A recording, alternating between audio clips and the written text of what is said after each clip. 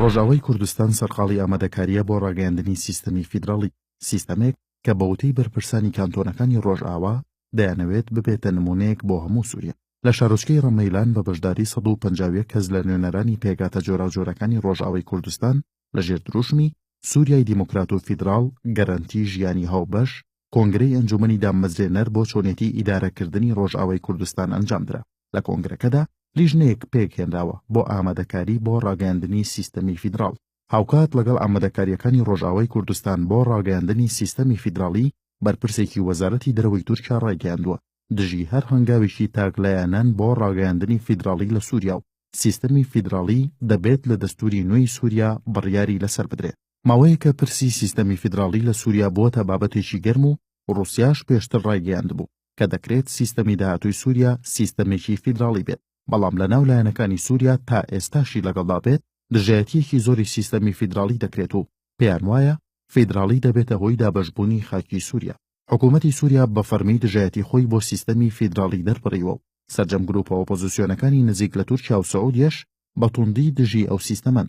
تەنها لایەنێکی سووری کە پشتگیری لە فیدراڵی دەکات ئەنجومەنی سووریای دیموکراتە کە لە چەندین هێزی چەپ پێک هاتووە و هاوپەیمانی پارتی یەکێتی دیموکرات پێدەن.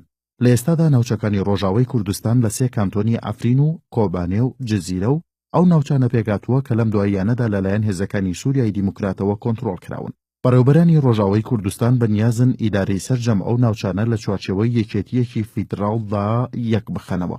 لەم یەکێتیە فیدراڵەدا هەموو ناوچەکان هاوشێوەی حکوومەتێکی خۆجیی سیستەمی خۆبەڕێوەبەرێتی خۆیان دەبێت، بەڵام لە ڕووی بەرگری و سیاسەتی دەرەوە سەر بە یەکێتی فیدراڵی ڕۆژئاوای کوردستان دەبێت. ئەگەرچی بەڕێوەبەرانی ڕۆژئاوای کوردستان تاکلایەنە لە هەوڵی دامەزراندنی سیستەمێکی فیدراڵیدان، بەڵام گەشببینن لە داهاتوودا لە ئاستی نێودەوڵەتیدا بەتایبەتیش لەلایەن هەردوو وڵاتی ڕووسیا و ئەمریکاوە دان بەو سیستەمە فیدراڵیەدا بنرێت. بە بۆچوونی بەشێک لە چاودێران پێدەچێت ڕووسیا لە داهاتوودا بۆ پشتگرتن لە نفوزی تورکیا لە سووریا پشتگیری ئەم هەوڵەی ڕۆژئاوای کوردستان بکات بۆ دامەزراندنی سیستەمی فیدراڵی، بەڵام ئەمریکا پێدەچێت لە بەر تورکیا ئامادە نەبێت بە فەرمی دان بە سیستەمی فیدراڵی ڕۆژئاوای کوردستاندا بنێت، بەڵام بەو حاڵەشەوە پێناچێت دژایەتی بکە بۆ پێی ئەمریکا لە سووریا بۆ شەڕی نوێی داعش پێویستی بە هێزی سەربازی کورد هەیە.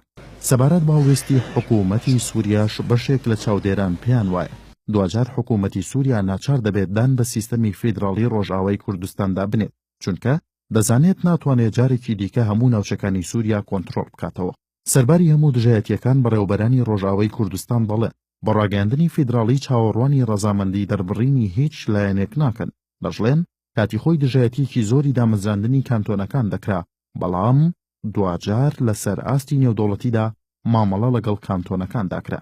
لە ئێستاشدا دژایەتیەکی زۆری سیستەمی فیدراڵی دەکرێت، بەڵام دوجار هەموو لایەنەکان ناچار دەبن دانی پێدا بنێن.